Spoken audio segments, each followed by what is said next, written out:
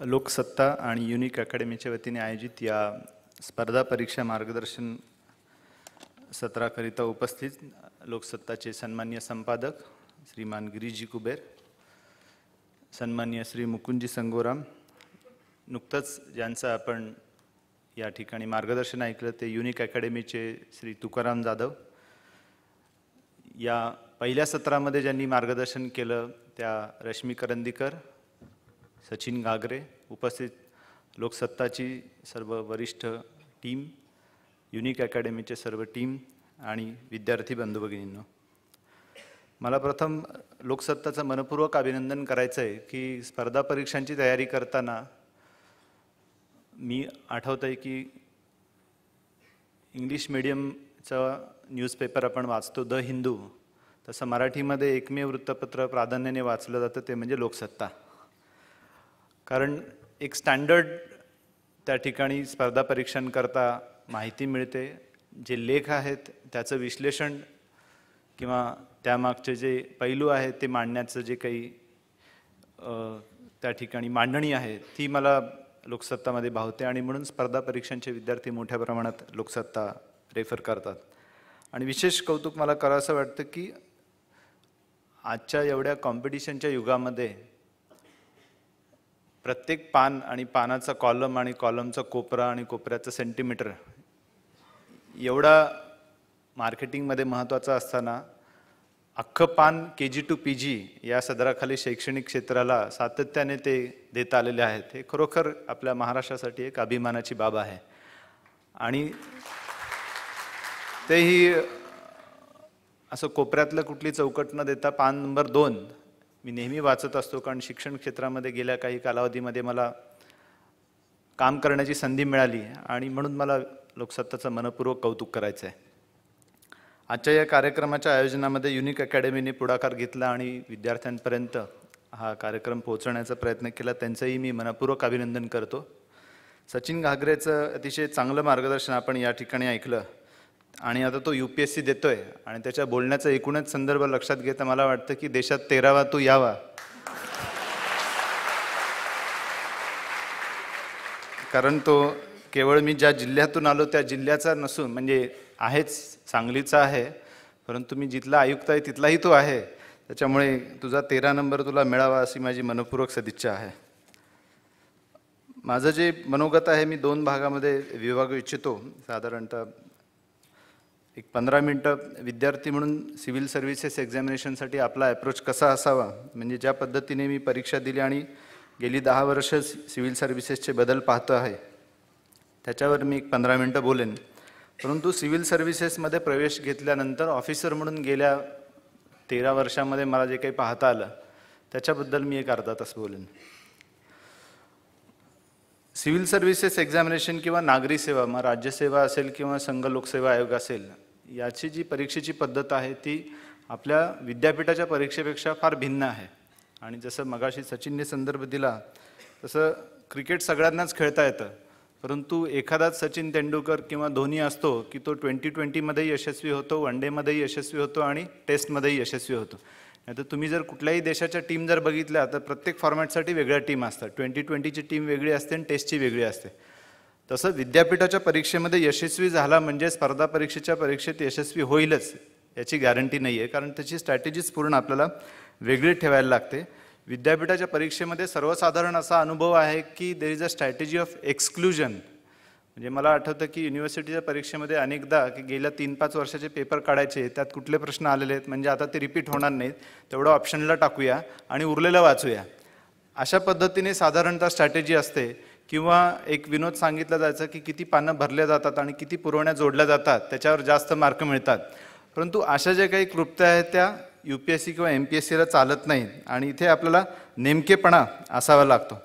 आणि त्यासोबतच one has to be always on track, की सिलेबस काय आहे, आपल्याला कशा दिशेने जायचं आहे हे देखील महत्त्वाचं आहे. याकरता आपण जो सिलेबस ऑफिशियली एम्प्लॉयमेंट न्यूजमध्ये प्रसिद्ध होतो, दरवर्षी UPSC किंवा MPSC एक करत असते की कुठलाही पॅटर्न तयार होऊ नये, कुठल्याही विशिष्ट अभ्यासक्रमाची मुलं परीक्षेत उत्तीर्ण होऊ नयेत, कुठल्याही विशिष्ट क्लासेसला प्राधान्य मिळू नये म्हणून सातत्यपूर्ण बदल चालू असतो.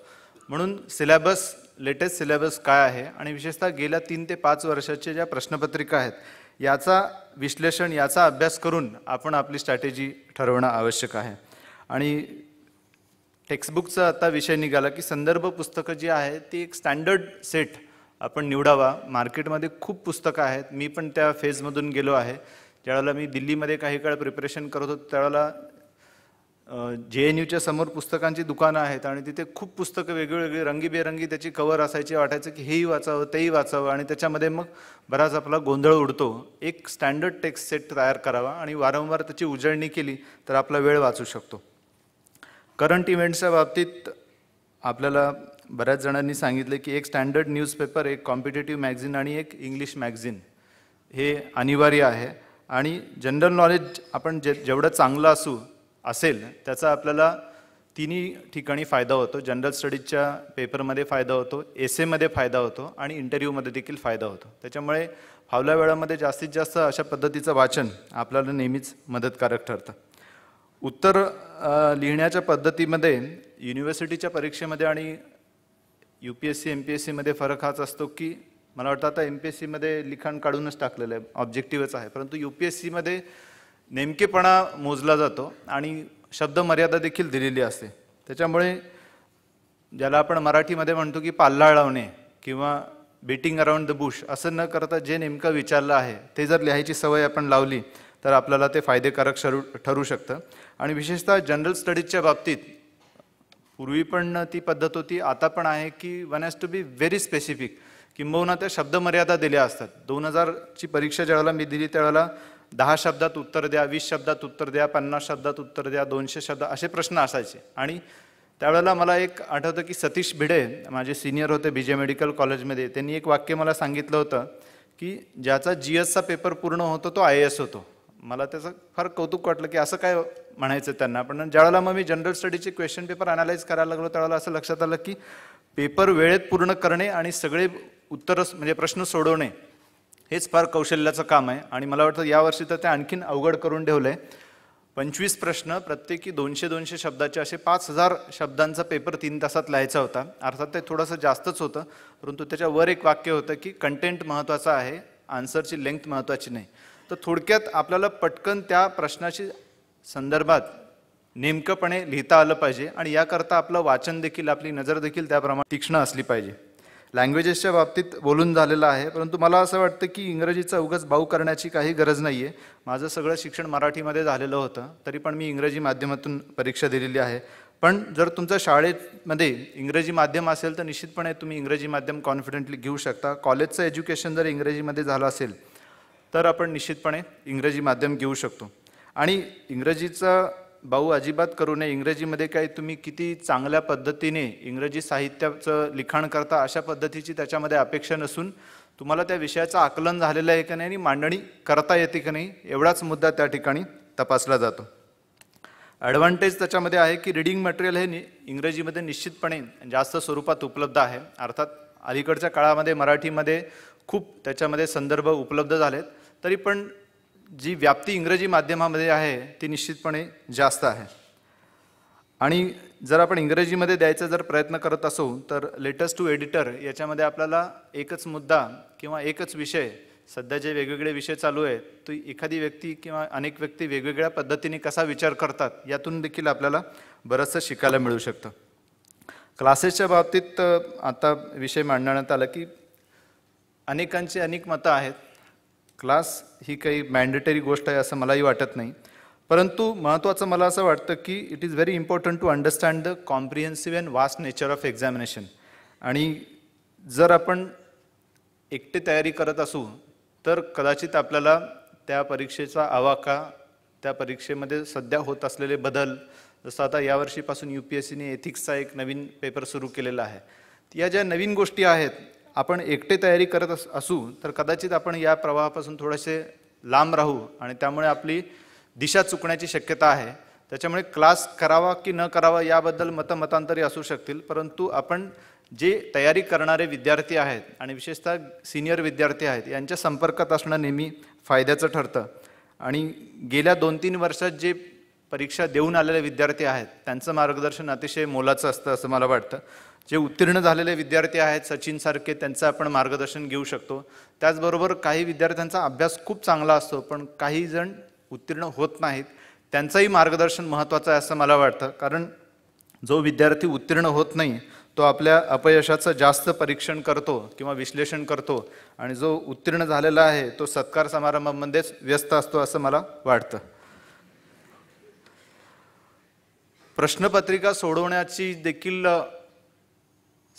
सराव किंवा आपल्याला सवय असणं गरजेचं आहे. कारण ग्रॅज्युएशन नंतर आपण UPSC किंवा MPSC देत असतो आणि सर्वसाधारणपणे UPSC आणि MPSCची आता MPSCमध्ये तर थिअरी राहिलेलीच नाही, परंतु UPSCची अपेक्षा असते की पोस्ट ग्रॅज्युएशन लेवलच्या रायटिंग त्याच्यामध्ये अपेक्षित असतं आणि नेमकेपणा देखील अपेक्षित असतो, विश्लेषण अपेक्षित असतं.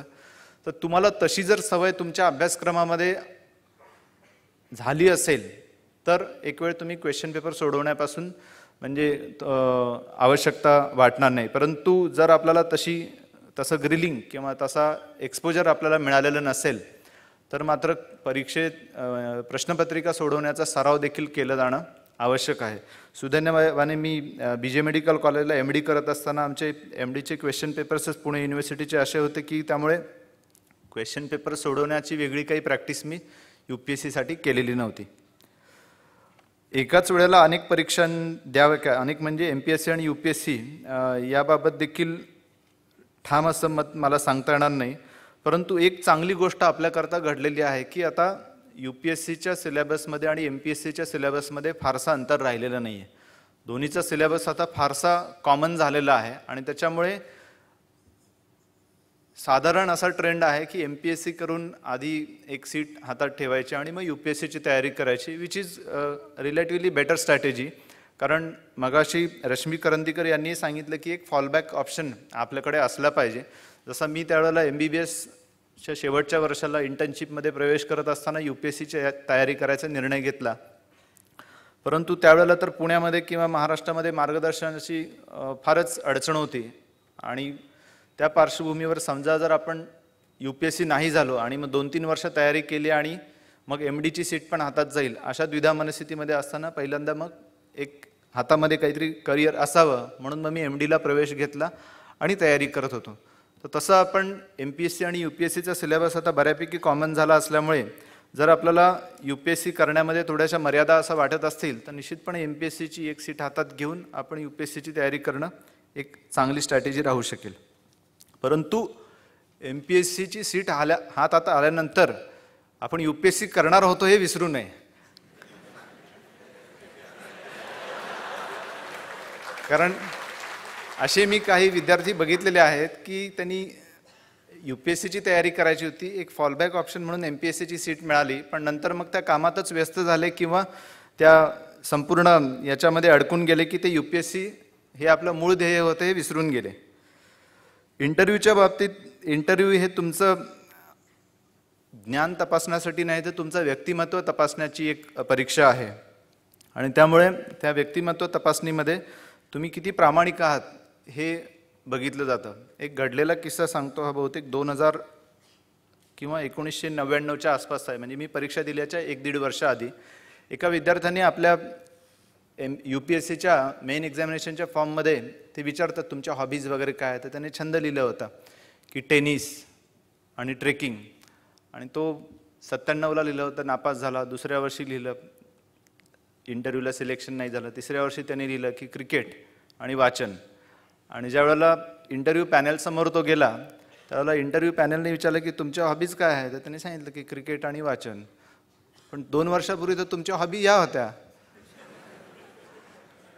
हॉबी लहानपणापासून जो आपला छंद असतो त्याला आपण छंद असं म्हणतो, तर इतक्या बारकाईनं तुमचं व्यक्तिमत्व तिथं उघडं पाडलं जाऊ शकतं. त्याच्यामुळे one has to be true to oneself. आपलं व्यक्तिमत्व त्या ठिकाणी तपासलं जातं आहे. आणि UPSCची जी वेगवेगळी पदं आहेत, IAS, IPS, foreign service, revenue, customs किंवा MPSCची वेगवेगळी पदं, त्या पदाच्या म्हणजे त्या खुर्चीवर बसल्यानंतर ती व्यक्ती जबाबदारीपूर्वक वर्तन करू शकेल का, हे एकंदरीतच त्या ठिकाणी तपासणी त्या इंटरव्ह्यूमध्ये केली जाते. त्यामुळे केवळ आपल्याला फॅक्ट्स माहिती आहेत किंवा जनरल नॉलेज जास्त आहे याच्या पलीकडे जाऊन आपण प्रश्नांची मांडणी कसं करतो, जसं आता सचिनने अतिशय चांगलं उदाहरण दिलं की भगतसिंग हे नक्षलवादी होते का, अशा बाबतीत आपली विचार काय असू शकतात, आपली मतं काय असू शकतात, हे एकंदरीतच व्यक्तिमत्वाची चाचणी आहे. आणि व्यक्तिमत्व हे एका रात्रीत घडू शकत नाही. जसं आपल्याकडे एक पूर्वी ॲडव्हर्टाईज येते की 3 तासामध्ये इंग्लिश शिका, अशी पूर्वी एक ॲडव्हर्टाईज येत होती, आता मी नाव घेणार नाही. तशा पद्धतीचं एका रात्रीत तुमचं इंटरव्ह्यूचं व्यक्तिमत्व तयार होणार नाही. तर इंटरव्ह्यूचं व्यक्तिमत्व जेव्हापासून तुम्ही UPSCची तयारी सुरू करता तेव्हापासून आपोआप घडत जात असतं. आणि इंटरव्ह्यूकरिता जास्तीत जास्त मॉक इंटरव्ह्यू द्यावेत असं मला वाटतं, कारण मुख्य इंटरव्ह्यू पॅनल जे आहे साधारणतः 5 वरिष्ठ अधिकारी किंवा अकॅडमिशियन यांचं असतं. तर त्यांना फेस करण्याकरता आपण जास्तीत जास्त मॉक इंटरव्ह्यू जर आधी दिले तर आपल्याला त्याच्यामध्ये 2-3 फायदे होतात. एक तर आपल्याला थोडंसं बोल्डनेस म्हणजे ज्याला कॉन्फिडन्स किंवा आत्मविश्वास वाढतो. दुसरं म्हणजे आपल्याला तिथे काही आपल्या बॉडी लँग्वेजमध्ये काही चुका होत असतील तर त्या निदर्शनास आणून देतात ते. आणि तिसरा फायदा होतो की त्याच्यामध्ये आपले काही मुद्दे अभ्यासाचे जर सुटले गेले असतील की अलीकडच्या काळात घडलेल्या घटना आणि एखाद्या विषयांची आपली तयारी झालेलीच नसेल तर त्या प्रश्नांच्या माध्यमातून आपल्याला कळतं की या प्रश्नांची मला उत्तरच आली नाहीत आणि तो एक क्लू असतो की त्या बाबतीत आपल्याला अधिक तयारी करायची आहे. आणि शेवटचा मुद्दा ॲटिट्यूड किंवा ॲप्रोच. तर या बाबतीत आधीच्या दोन्ही विद्यार्थ्यांनी आणि मान्यवरांनी सांगितलं की आपल्या फॅमिलीला विश्वासात घेणं महत्त्वाचं आहे, कारण UPSC किंवा MPSC शेवटी कॉम्पिटिटिव्ह एक्झामिनेशन आहे. आता UPSCला सध्या मला वाटतं 4-1 लाख विद्यार्थी बसतात आणि त्याच्यातून 1001 विद्यार्थ्यांची निवड होते. आणि त्याच्यामध्ये IASसाठी 180 सीट आणि IPSसाठी साधारणतः 150 सीट. म्हणजे तुम्हाला जर IAS किंवा IPS व्हायचं असेल तर आपल्याला 4 लाखातून 300 मध्ये यायला लागतं. तर त्या कॉम्पिटिशन करता एका वर्षात सर्वसाधारणपणे तयारी होत नाही. जो व्यक्ती पहिल्या अटेम्प्टमध्ये उत्तीर्ण होतो त्याला देखील 2 वर्ष तयारी करायला लागते, कारण परीक्षेचं सायकलच 1 वर्षाचं आहे. मे-जूनमध्ये प्रिलिम, ऑक्टोबरमध्ये मेन्स, त्याच्यानंतर मार्चमध्ये इंटरव्ह्यू आणि एप्रिलमध्ये निकाल. तर हे सायकलच 1 वर्षाचं आहे. त्याच्या आधी किमान 1 वर्ष तयारी. परंतु सर्वसाधारणपणे स्टॅटिस्टिक्स असं सांगतात की सगळ्यात जास्त विद्यार्थी 3ऱ्या अटेम्प्टमध्ये उत्तीर्ण होतात, त्याच्या खालोखाल 2ऱ्या अटेम्प्टमध्ये. तर याकरता आपल्याला 3 ते 4 वर्ष पूर्ण वेळ झोकून द्यायला लागतं. आणि नेमका हाच काळ असतो की ज्यावेळेला आपलं ग्रॅज्युएशन पोस्ट ग्रॅज्युएशन झालेलं असतं. घरी जर अडचण असेल तर घरच्यांची अपेक्षा असते की जॉब सुरुवात केला पाहिजे. लग्नाचं वय आलेलं असतं, मुलींच्या बाबतीत विशेषतः तो एक आग्रह असतो. तर या सगळ्या डेलिकेट मोमेंटमधून जाताना फॅमिली जर सोबत असेल तर ते निश्चितपणे फायद्याचं ठरतं. अर्थात तुम्ही लग्न करून देखील परीक्षा देऊ शकता, मी केलेलं आहे ते. And this is a marathon. मगाशी कुणीतरी म्हटलं की आम्हाला सुरुवातीला खूप अभ्यास करताना आवडतं पण नंतर बोर होतं, तर काय करावं. तर this is not a 100 metre race, this is a marathon, full 42 kilometre marathon. त्याच्यामुळे आपल्याला तेवढं लांब पळायचं हे लक्षात घेऊन आपल्याला आपला मेंटल स्टॅमिना आणि फिजिकल हेल्थ ठेवणं आवश्यक वाटतं. And after all this is a competitive examination. त्याच्यामुळे आपलं स्वॉट ॲनालिसिस करणं फार महत्त्वाचं आहे. And one should seize the opportunity and strike when the things are favourable. म्हणजे 1-2 उदाहरणं माझ्या बाबतीत घडलेली देतो की मी आधी मराठी ऑप्शनल घेतलेला होता आणि मराठी ऑप्शनलची पूर्ण तयारी, त्यावेळेला मराठीमध्ये खूप चांगले मार्क मिळायचे आणि भूषण गगराणी सर होते ज्यांना 400पेक्षा जास्त मार्क मिळाले. त्यामुळे अनेक विद्यार्थ्यांना मराठी घ्यावंसं वाटायचं आणि मी मराठी घेतलं, मराठीची पूर्ण तयारी केली. त्यावेळेला प्रवीण चव्हाण सर पुण्यामध्ये मराठी शिकवायचे आणि मला MDच्या नंतर फार वेळ नव्हता, लग्नही झालेलं होतं, प्रेशर खूप होतं. त्याच्यामुळे जनरल स्टडीज माझा कच्चा होता म्हणून मी दिल्लीला क्लासला गेलो. That was December 99. आणि एंड ऑफ डिसेंबरला एम्प्लॉयमेंट न्यूजमध्ये त्या वर्षीची सिव्हिल सर्व्हिसेसची जाहिरात आली 2000च्या परीक्षेची आणि सगळा सिलेबस बदलला होता. आणि त्याच्यामध्ये मराठीचं तर पूर्णच बदललं, कारण इतर ठिकाणी कन्सेप्ट तरी कॉमन असतात, परंतु इथे विसे खांडेकरांच्या जागी प्र.के. अत्रे आले तर मला असं म्हणता येत नाही की मला खांडेकर थोडे माहिती होते मी लिहितो. तर it was a dramatic change. आणि त्यावेळेला मग मला तो प्रश्न पडला की माझा पूर्ण ऑप्शनल तयार आहे पण मी मराठी कंटिन्यू करू का नको. आणि मग मी विचार केला, मी तिथून इथे पुण्यात आलो, प्रवीण चव्हाण सरांशी डिस्कस केलं. तर मी त्यांना सांगितलं की मराठी लहानपणापासून खूप चांगलं प्रभुत्व असलेला माझा विषय नाही आहे. एक स्कोरिंग सब्जेक्ट होता म्हणून मी तो घेतला होता, परंतु आता पुन्हा तयारी करायची आणि त्याच्यामध्ये मराठीमध्ये खूप चांगलं लेखन किंवा त्याच्यामध्ये मास्टरी असल्याचा माझा काही प्रकार नाही. मी एक सायन्सचा स्टुडंट आहे. एक टेक्निक म्हणून मी मराठी तयार केलं होतं आणि मला वाटतं मी घेणार नाही मराठी. तर त्यांनी सांगितलं की आता तर 3 महिन्यानंतर प्रिलिम आहे आणि तुला मेन्स याच वर्षीचे येते. That was my 3rd attempt. पण मग चर्चेनंतर मी सांगितलं की मी त्याच्यापेक्षा जिओग्राफी जो मी प्रिलिमला घेतला होता तोच मेन्सला कंटिन्यू करतो. त्यावेळेला माझे 3 सब्जेक्ट्स होते. मी जिओग्राफी प्रिलिमला घेतला होता आणि मेडिकल सायन्स आणि मराठी हा मेन्सला घेतला होता, कारण मराठी हा प्रिलिमला नसतोच आणि मेडिकल सायन्स मी पहिल्या 2 अटेम्प्टमध्ये नापास झाल्यामुळे मी तो मेडिकल सायन्स फक्त मेन्सला ठेवला होता आणि जिओग्राफी प्रिलिमला ठेवला होता. And then I continued with geography for prelim as well as mains. मग त्यावेळेला काही जिओग्राफीचं कुठे कोचिंग नाही, काही नाही, तशीच तयारी केली आणि त्याच अटेम्प्टमध्ये मी सगळे टप्पे प्रिलिम टू इंटरव्ह्यू पास झालो, IAS पण झालो. तर त्याच्यामध्ये महत्त्वाचा मुद्दा असा होता की जिओग्राफी हा मला लहानपणापासून विषय आवडायचा. तर आपण विषय निवडताना आपल्याला ज्या विषयाची आवड आहे त्याचबरोबर तो विषय स्कोरिंग आहे का आणि त्या विषयाचे संदर्भ मटेरियल मार्केटमध्ये उपलब्ध आहे का, एवढा विचार करून आपल्याला आपली स्ट्रॅटेजी ऐन वेळेला बदलायला लागू शकते. कोणाच्या सांगण्यावरून जर आपण आपले निर्णय घ्यायला लागलो तर कदाचित ते परिपूर्ण असतील का नाही हे सांगता येत नाही. म्हणून one has to do a स्वॉट ॲनालिसिस. आणि दुसरा मुद्दा मला या ठिकाणी सांगायचं की ज्यावेळेला मेन एक्झामिनेशन झाली आणि मेन एक्झामिनेशनला मी मेडिकल सायन्स आणि जिओग्राफी हे विषय घेऊन दिले होते, परंतु माझं सगळं लक्ष इंजिनिअरिंगच्या पेपरकडे होतं.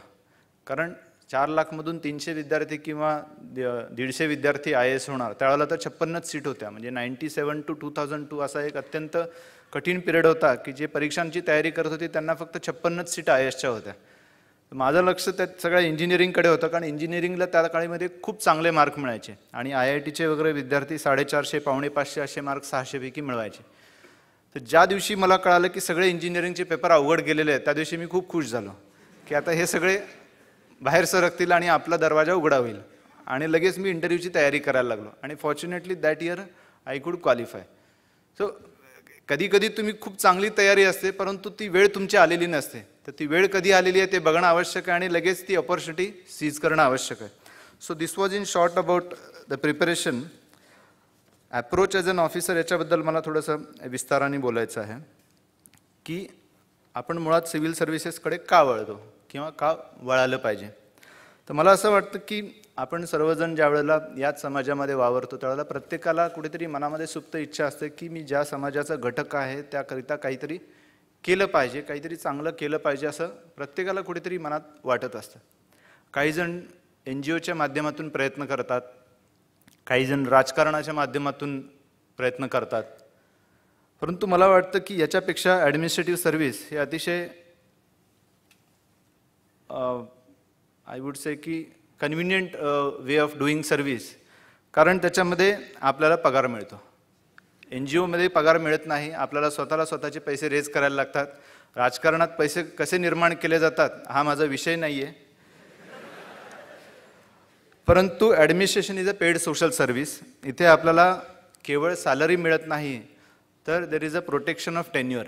म्हणजे तुम्ही वयाच्या 25व्या वर्षी जर सेवेमध्ये आला तर IAS झाला तर 60व्या वर्षापर्यंत 35 वर्ष तुम्हाला कोणी सेवेमधून काढत नाही.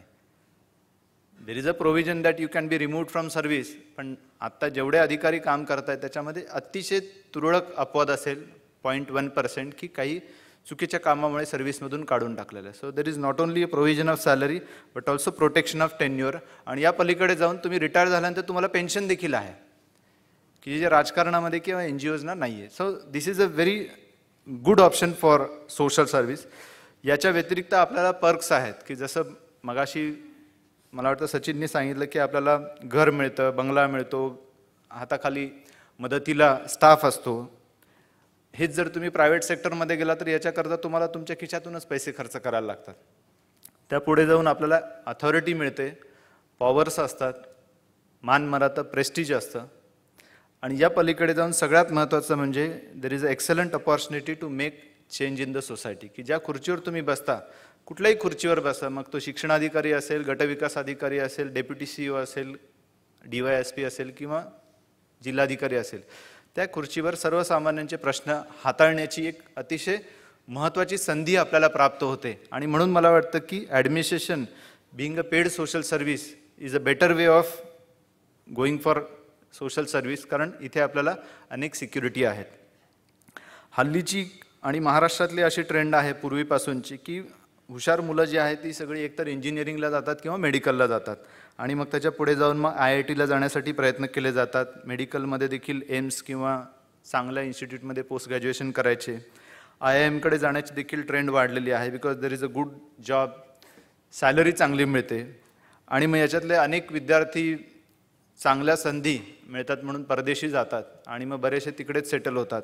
आणि एकंदरीतच असं चित्र दिसलं की याच्यापैकी अनेक जण माझी नोकरी, माझं कुटुंब या लिमिटेड वर्तुळामध्ये राहतात. परंतु ॲडमिनिस्ट्रेशन हे जर आपण करिअर स्वीकारलं तर आपण केवळ माझं कुटुंब, माझी नोकरी याच्या सोबतच आपल्याला समाजामध्ये ज्या गोष्टी आपल्याला बोचतात टोचतात त्याच्यामध्ये आपल्याला बदल घडवून आणण्याची निश्चित स्वरूपाची संधी मिळते. राष्ट्रसंत तुकडोजी महाराजांनी ग्रामगीतेमध्ये एका ठिकाणी म्हटलेलं आहे की व्यक्ती असावी कुटुंबपूरक, कुटुंब असावे समाजपोषक, तैसेची ग्राम व्हावे राष्ट्र सहाय्यक, राष्ट्र विश्वास शांतीदायी. तर अशा पद्धतीची भूमिका जर राहिली आपली की आपल्या कुटुंबाचं पोषण करता करता आपण ज्या समाजातून आलेलो आहोत त्याच्यासाठी आपल्याला काही करण्याची संधी या ठिकाणी मिळते, तर मला वाटतं आपण आपला हेतू अधिक चांगल्या पद्धतीने साध्य करू शकू. सध्याच्या काही कालावधीमध्ये म्हणजे गेल्या काही वर्षामध्ये we find that executive is in the limelight, की प्रशासनावर बराच फोकस सगळ्यांचा आहे आणि प्रशासन म्हणजे अर्थातच त्याच्यामध्ये ब्युरोक्रॅट्स आणि पॉलिटिशियन्स दोन्ही घटक येतात. Y? Because people want better delivery. लोक आज जे आहेत त्यांच्यामध्ये अवेअरनेस वाढलेला आहे. Society is getting knowledgeable, mature, प्रगल्भ होत चाललेली आहे आणि लोकांच्या अपेक्षा निश्चितपणे वाढत आहेत आणि ज्या प्रमाणात अपेक्षा वाढतात त्या प्रमाणात त्यांना डिलिव्हरी दिसत नाही आहे. त्याच्यामुळे लोक प्रशासन शासन व्यवस्थेबद्दल नाराजी व्यक्त करतात. At the same time we find की there are new tools of right to information. माहितीचा अधिकार कायदा हे एक अतिशय महत्त्वाचं आयुध लोकांच्या हातामध्ये आहे. इन्फॉर्मेशन टेक्नॉलॉजीची क्रांती जी गेल्या 10 वर्षामध्ये दिसते आहे त्याच्यामधून लोकांना माहिती झालं आहे की आता हे प्रायव्हेट सेक्टरमध्ये जर एवढ्या चांगल्या पद्धतीने मिळतं. म्हणजे उदाहरणं द्यायचं झालं तर मी पूर्वी बँकेमध्ये 10 वर्षापूर्वी त्या टेलर नावाच्या जाळीसमोर पैसे काढायला 1.5 तास उभा राहायचो दुपारी, परंतु मी रात्री सिनेमावरून येता येता मी ATM मधून जर माझे पैसे काढू शकतो. हा जर बदल मी इतर ठिकाणी पाहतो तर सरकारी ह्याच्यामध्ये मला जातीच्या दाखल्यासाठी पुन्हा 3 आठवडे का लागतात, असे प्रश्न प्रत्येक व्यक्तीला पडतात. मोबाईलमुळे फार मोठी क्रांती झालेली आहे. महत्त्वाचं म्हणजे प्रिंट मीडिया आणि इलेक्ट्रॉनिक मीडियाच्या माध्यमातून लोकांच्या ज्या अडचणी आहेत त्या प्रखरतेने मांडल्या जात आहेत आणि सोशल मीडिया गेल्या 3 ते 5 वर्षामध्ये सोशल मीडियाच्या माध्यमातून लोक आता व्होकल होत चाललेली आहेत आणि यामुळे शासन आणि प्रशासनाकडून नागरिकांच्या अपेक्षा मोठ्या प्रमाणात वाढल्या आहेत.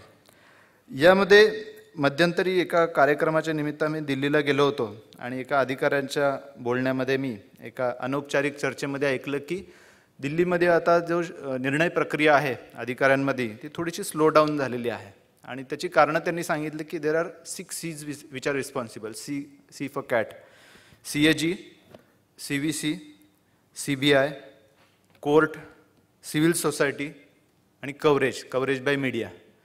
या 6 Cमुळे दिल्लीतले अधिकारी निर्णय घेण्यामध्ये थोडासा कचरत आहेत असं त्यांनी सांगितलं. पण माझं असं वैयक्तिक मत आहे की हे जरी असं असलं तरी it is a temporary but positive sign for democracy. आणि because we have adopted democracy and democracy is nothing but system of checks and balances. त्याच्यामध्ये एक्झिक्युटिव्ह आहे, लेजिस्लेचर आहे, ज्युडिशियरी आहे आणि 4th पिलर मीडिया आहे. हे एकमेकावर नियंत्रण ठेवायचं आणि the basic premise constitution is supreme, law of the land is supreme and nobody is above the law. हे आपले बेसिक प्रिमाइसेस आहेत आणि ही आपली जी आपण लोकशाही व्यवस्था स्वीकारलेली आहे. आणि अशी जर परिस्थिती असेल if the all the C's are starting operating, तर मला वाटतं की प्रामाणिक अधिकाऱ्यांसाठी ही खूप चांगली बाब आहे की बऱ्याच वेळेला आपल्याला काही मुद्दे मांडता येत नाहीत, परंतु ते मुद्दे जर कोर्टाने मांडले, ते मुद्दे जर मीडियाने मांडले किंवा ते मुद्दे जर CAGच्या ऑडिटमध्ये आले तर त्याच्यामध्ये सिस्टीममध्ये ज्या एरर्स आहेत, सिस्टीममध्ये जे लॅक्युनी आहेत ते आपोआप करेक्ट होत जातात. म्हणून हे असं काही घडतंय म्हणून मला गव्हर्नमेंट नोकरी नको असा विचार न करता हे सगळे घटक मला अडचणीमध्ये पाठीशी राहू शकतील म्हणून मला आता गव्हर्नमेंट सर्व्हिसमध्ये प्रामाणिकपणे काम करायला अधिक चांगली संधी आहे असं मानलं पाहिजे असं मला वाटतं. There are lot of things in the hands of bureaucracy.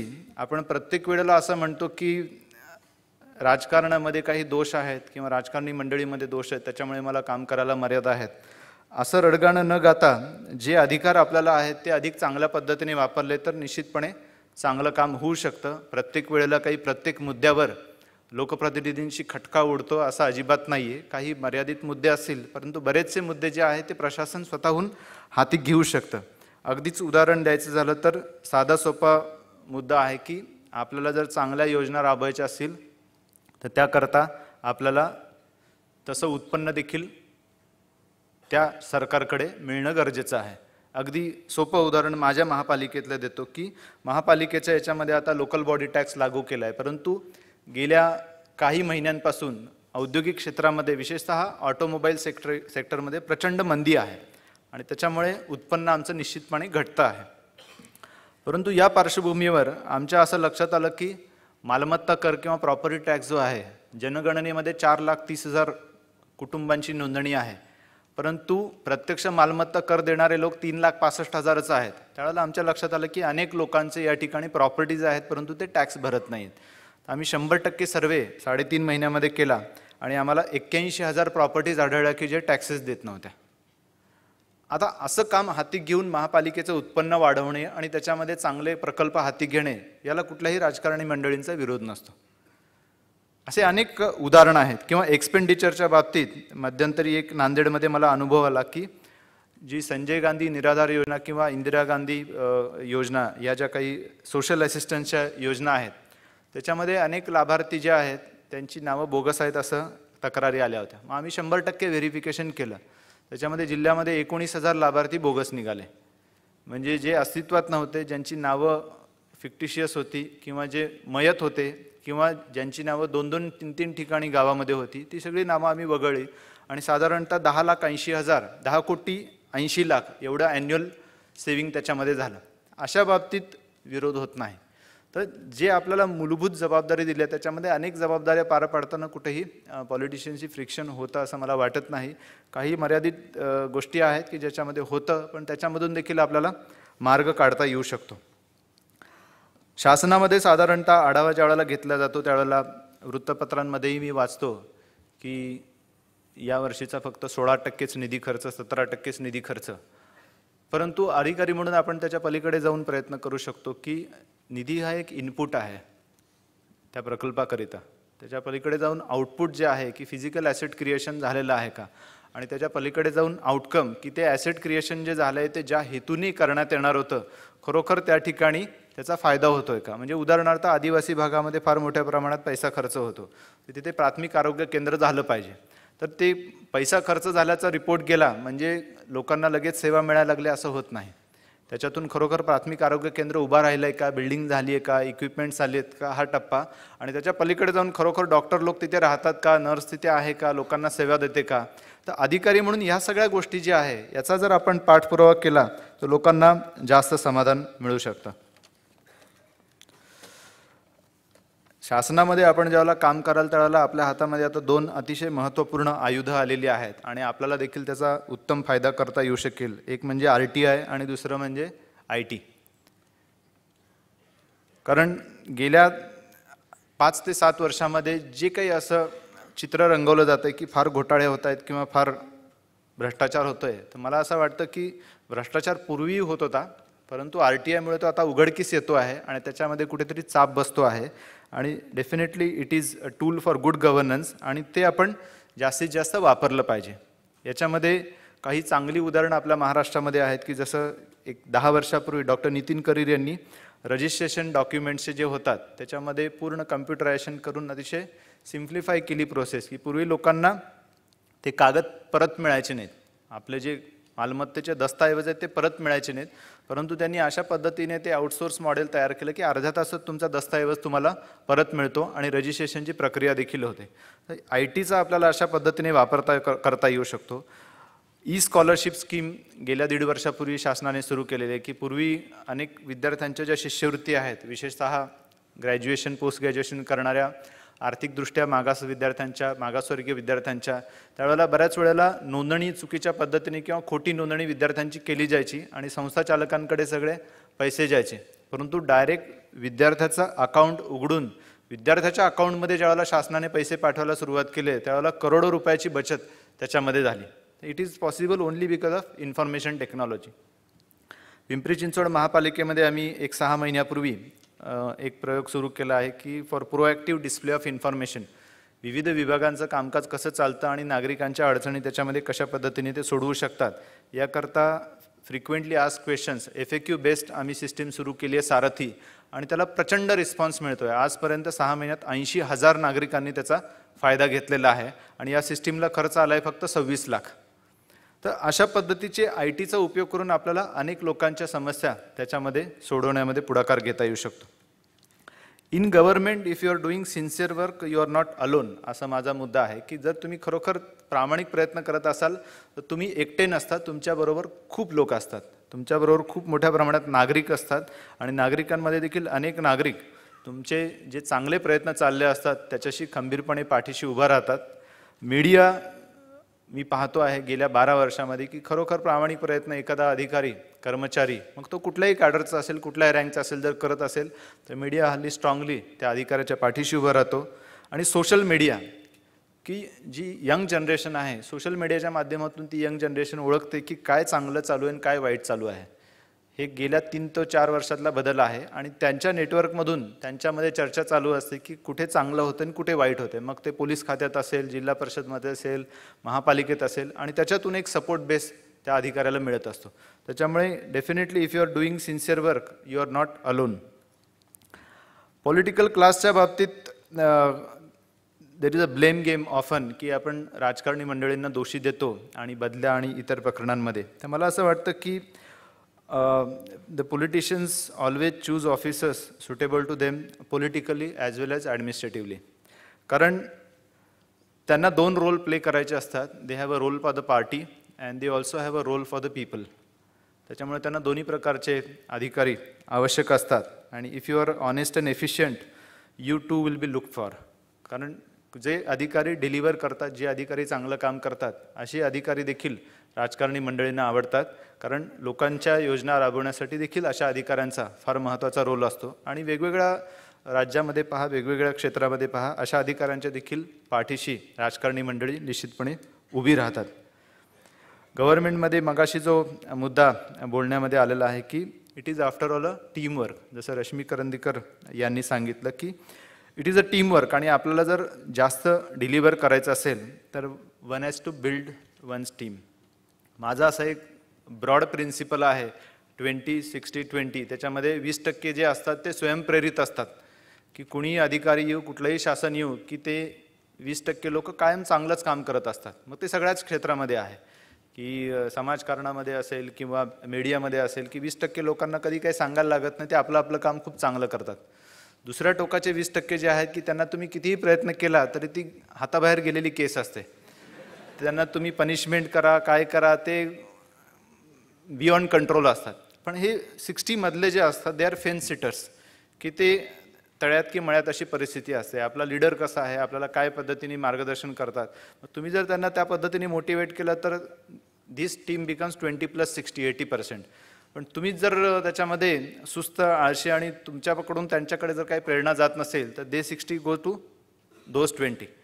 त्याच्यामुळे लीडरशिप इज इम्पॉर्टंट, आणि लीडरबरोबर हे 60% तुम्ही कसे मोटिवेट करता याच्यावर देखील तुमच्या ऑफिसचं व्यवस्थापन चालत राहतं.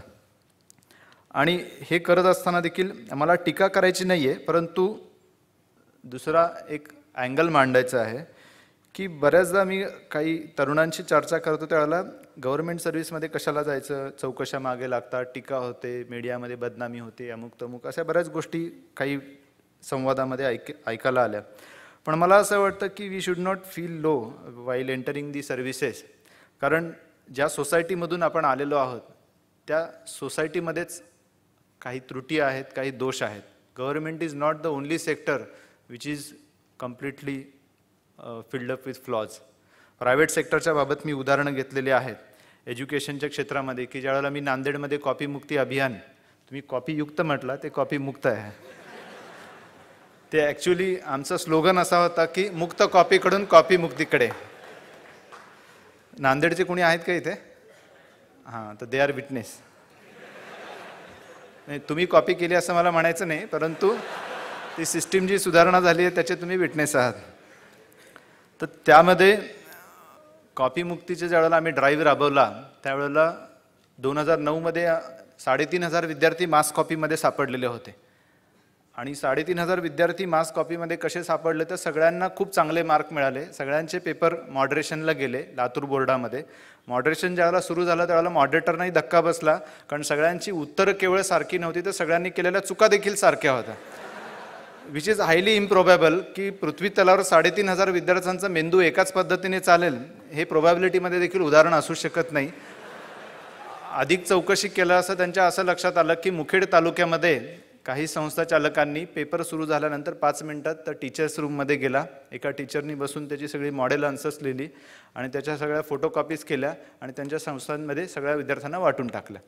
आता अशी जर संस्था असेल तर तिथल्या टीचरची काय लायकी असेल, त्यांनी काही चुका केल्या आणि त्या चुका जशाच्या तशा विद्यार्थ्यांनी सगळं तसंच्या तसं लिहून काढलं. आणि ही घडलेली घटना आहे. याच्यावर खानदेशामधला एक माणूस चित्रपट काढायचा प्रयत्न करतो आहे या सगळ्याच घटनांवर. तर त्यावेळेला आम्हाला धक्का बसला की इतकी जर सिस्टीम सडलेली असेल त्याच्यामध्ये निश्चितपणे कुठेतरी प्रशासनाने गांभीर्याने लक्ष दिलं पाहिजे. जिल्हाधिकारी म्हणून जिल्हा दक्षता समिती जिल्हाधिकाऱ्यांच्या अध्यक्षतेखाली होती. SP, CEO आणि माध्यमिक शिक्षणाधिकारी हे त्याचे मेंबर होते. आम्ही असं ठरवलं की ही अशी पद्धती जी आहे की विद्यार्थ्यांना खोटा मार्क्स देणे किंवा खोटा आत्मविश्वास देणे आणि ते विद्यार्थी मग इंजिनिअरिंग मेडिसिनला निश्चितपणे तोंडावर आपटतात किंवा उच्च अभ्यासक्रमाला आपटतात. अशा पद्धतीने न जाता ही सिस्टीम शुद्ध झाली पाहिजे. आणि मग drawing the experience from election, जसं गव्हर्नमेंटमध्ये मी पुढे बोलणार आहे की अनेक वेगवेगळ्या पदावर काम करत असताना अनेक चांगले अनुभव आणि शिकायला मिळतं कंटिन्युअसली. तर इलेक्शनचा अनुभव आम्ही वापरला आणि मी SPंना म्हटलं की 2009ची लोकसभा, त्यावेळेला मी रिटर्निंग ऑफिसर होतो नांदेडला, की 2,526 मतदान केंद्रावर आपण कुठलाही गैरप्रकार न होता शांततेत निवडणूक पार पाडली. तर 141 परीक्षा केंद्रांवर आपल्याला परीक्षा पार पाडता येऊ शकणे. मग आम्ही इलेक्शनची जी सिस्टीम आहे ते पूर्ण मॉडेल वापरलं की त्याच्यामध्ये 100 मीटरमध्ये कुणाला प्रवेश द्यायचा नाही, आतमध्ये जाताना पूर्ण फ्रिस्किंग, इलेक्शनचे जसे ऑब्झर्वर येतात तसे आमचे रेव्हेन्यूचे ऑब्झर्वर त्या ठिकाणी ठेवले. आणि पेपर पूर्ण झाल्यानंतर पोलीस स्टेशनवर कस्टडीमध्ये जमा करेपर्यंत ऑब्झर्वर सोबत राहणार. आणि ह्याच्यावर सगळ्या वॉच ठेवण्यासाठी प्रत्येक तालुक्याला एक पथक HODंचं. आणि महत्त्वाचं म्हणजे SP, कलेक्टर आणि COनी ठरवलं कॅलेंडरमध्ये की ज्या दिवशी गणिताचा पेपर आणि इंग्रजीचा पेपर आहे त्या दिवशी फक्त केंद्रावरच जाऊन बसायचं. तर या सगळ्याचा इम्पॅक्ट असा पडला की 2009मध्ये जो 10वीचा निकाल 91% होता तो दुसऱ्या वर्षी 31%वर आला. आणि 12वीचा निकाल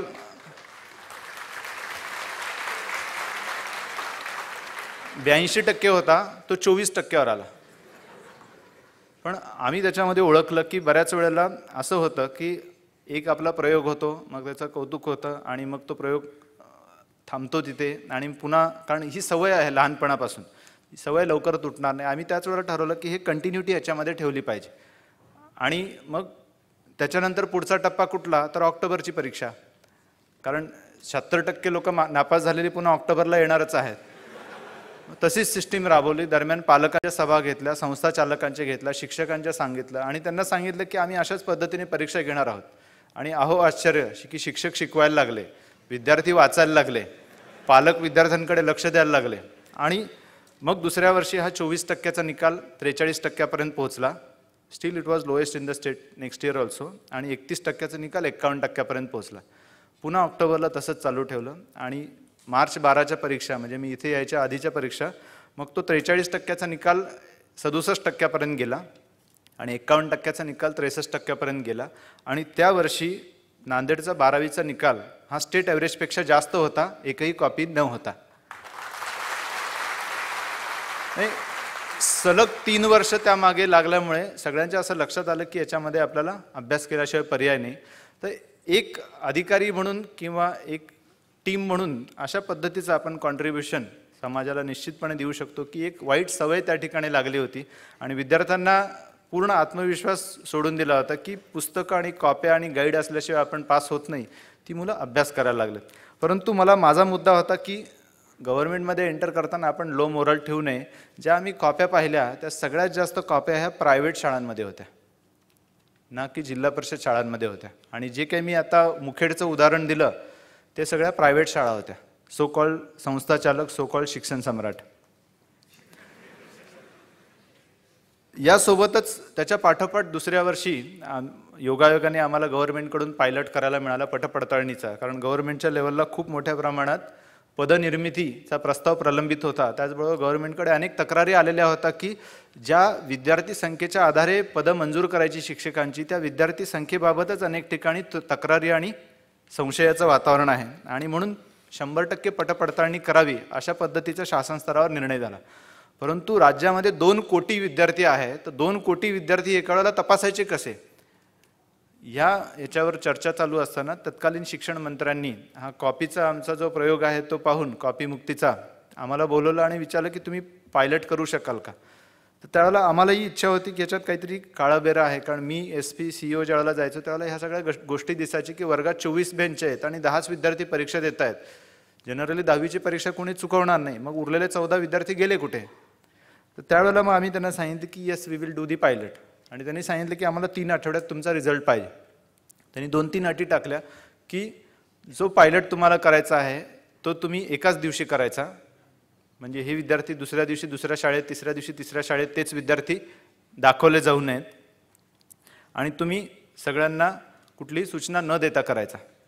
त्याच्यामध्ये मी मीटिंगनंतर परत आल्यानंतर अभ्यास केला तर आमच्या जिल्ह्यामध्ये 3,500 शाळा नांदेडमध्ये होत्या आणि 7 लाख विद्यार्थी होते. आणि आम्हाला अट टाकली होती की तपासणी फक्त क्लास 1 क्लास 2 ऑफिसर मार्फत करायची आणि त्याच्यामध्ये शिक्षण विभागाचा अधिकारी घ्यायचा नाही. कारण शिक्षण विभागाच्याच कारकिर्दीमध्ये हे सगळे चुकीच्या प्रथा रुळलेल्या होत्या. मग मी RDCंसोबत बसलो, रेसिडेंट डेप्युटी कलेक्टर, आणि मी यादी केली तर माझ्याकडे 450 अधिकारी होते. 450 अधिकारी आणि 3,500 शाळा तपासायच्या, म्हणजे सरासरी एका टीमला 8 ते 9 शाळा एका दिवसात तपासायच्या होत्या. आणि शाळांच्या वेळा साधारणतः 5-5.5 तासाच्या असतात. म्हणजे 9 शाळा जर 5 तासात तपासायच्या तर 30 ते 40 मिनिटात, आणि शिवाय एका शाळेपासून दुसऱ्या शाळेला जायला 15-20 मिनिटाचा प्रवास. तर ते आमच्या असं लक्षात आलं की एका दिवसात शक्यच नाही आहे.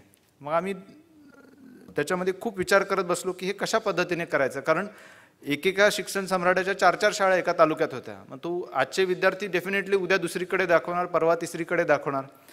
तर टीम बिल्डिंग जी आहे ते इथे मला प्रकर्षाने जाणवतं की आम्ही असे विचार करत असताना एका विस्तार अधिकाऱ्याने, मला शिक्षण विस्तार अधिकाऱ्याने आयडिया दिली की सर, आपण इलेक्शनमध्ये मतदान झालं की शाई लावतो, तसं आपण पटपडताळणी केली की त्या मुलाला शाई लावू.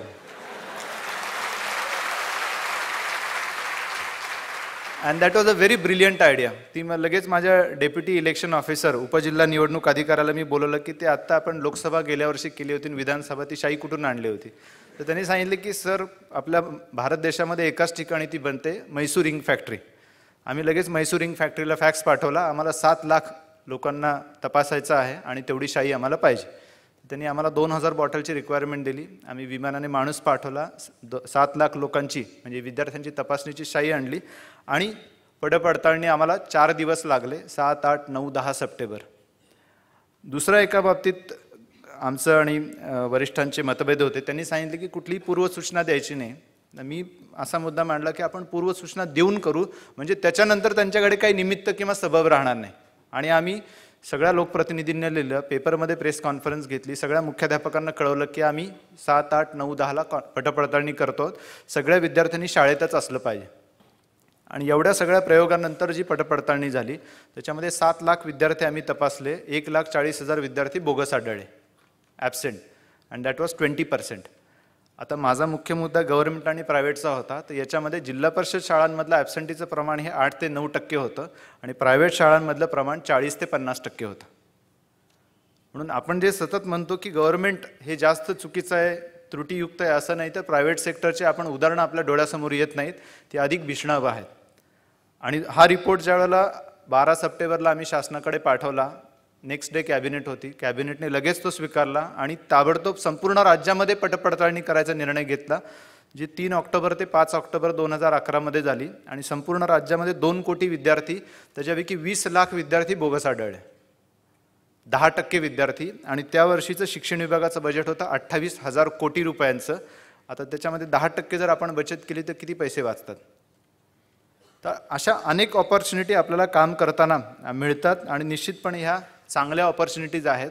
आणि मुद्दा माझा दुसरा होता की गव्हर्नमेंटपेक्षा प्रायव्हेट सेक्टरमध्ये अनेक त्रुटी आहेत. त्याच्यामुळे आपण असं कुठेही ज्याला आपण म्हणतो की कमीपणाची भावना घेऊन गव्हर्नमेंटमध्ये काम करण्याची गरज नाही. तर निश्चितपणे we can do better and ही ऑपॉर्च्युनिटी घेऊन आपण प्रायव्हेट सेक्टरमध्ये देखील सुधारणा आणण्याची संधी आपल्याला या ठिकाणी मिळू शकते. हॉस्पिटलच्या बाबतीत देखील अनेक हॉस्पिटल शासनाकडून वेगवेगळ्या सवलती घेतात, सवलतीच्या दरात भूखंड घेतात. त्याच्यामध्ये त्यांना ठराविक पर्सेंटचे बेड हे BPL पेशंटसाठी राखीव ठेवण्यासाठी दिलेले असतात. अशा किती हॉस्पिटलमध्ये असे BPL पेशंट्सना ट्रीटमेंट मिळते याचा जर आपण आढावा घेतला तर आपल्याला धक्कादायक निष्कर्ष समोर येतील. आणि सगळी नामांकित हॉस्पिटल्स आहेत. किंवा आता जो मी विषय हाताळतो आहे अनऑथराइज कन्स्ट्रक्शनचा, ही सगळी तर खाजगीच कन्स्ट्रक्शन आहेत. मोठ्या मोठ्या बिल्डरनी आणि इतर छोट्या छोट्या बिल्डरनी बांधलेली कन्स्ट्रक्शन आहेत. त्याच्यामध्ये कुठेही शासनाने बांधलेली किंवा महापालिकेने बांधलेली कन्स्ट्रक्शन नाही आहेत.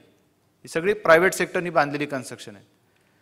म्हणून सरकारमध्ये येताना आपण कुठलीही कमीपणाची भावना मनामध्ये ठेवू नये. In fact government is giving you an opportunity to rectify the system not only within the government but also outside. तुम्हाला बाहेरचे देखील पूर्ण त्याच्यामध्ये सुधारणा घडवून आणण्याची ही खूप चांगली संधी आहे आणि त्याचा आपण वापर करावा असं मला वाटतं. आणि शेवटचा मुद्दा मी या ठिकाणी बोलतो आणि माझं मनोगत संपवतो की only limitation is tenure is short. म्हणजे बऱ्याचदा थोडीशी अडचण कुठे वाटते की जो त्या पदावरचा कालावधी आहे तो कमी असतो. परंतु सुदैवाने महाराष्ट्रामध्ये खूप चांगलं वातावरण आहे की 2 ते 3 वर्ष हे सलग एखाद्या अधिकाऱ्याला मिळतात. इतर राज्यातली परिस्थिती फारच भीषणावह आहे. आपल्याला माहिती आहे काही उत्तरेकडील राज्य की 4 महिन्यात 6 महिन्यात बदल्या होतात, परंतु आपल्याकडे 2 ते 3 वर्ष मिळतात. आणि या 2 ते 3 वर्षामध्ये आपल्याला निश्चितपणे अनेक गोष्टी हाताळता येऊ शकतात.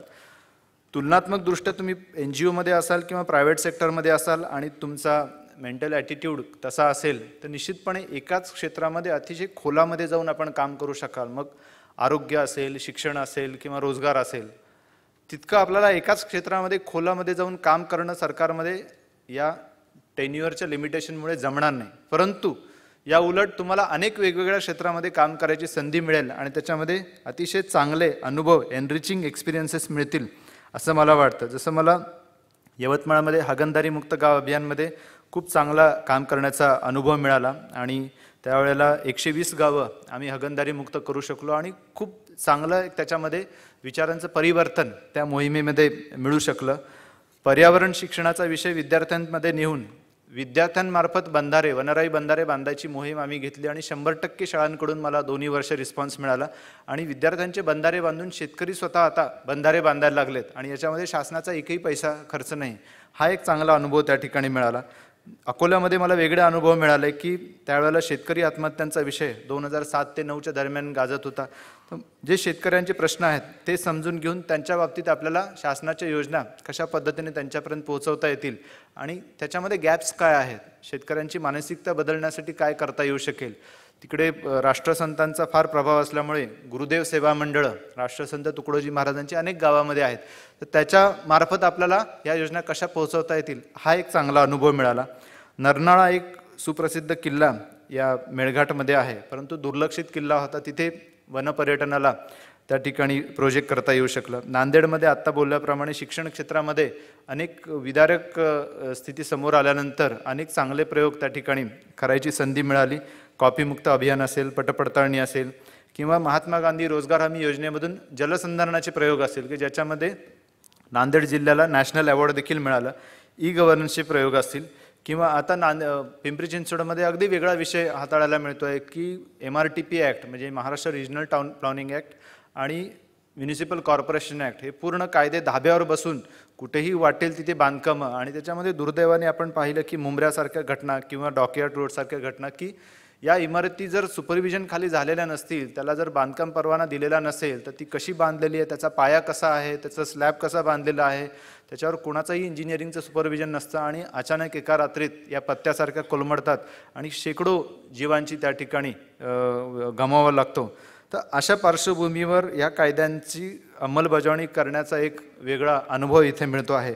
किंवा सारथीसारखा लोकांपर्यंत महापालिकेच्या योजना घेऊन जायचा हा एक अनुभव मिळतो आहे.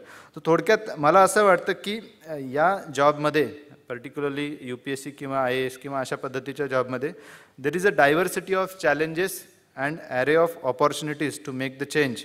आणि मला वाटतं की this makes the IAS as the most interesting job on the earth. Thank you.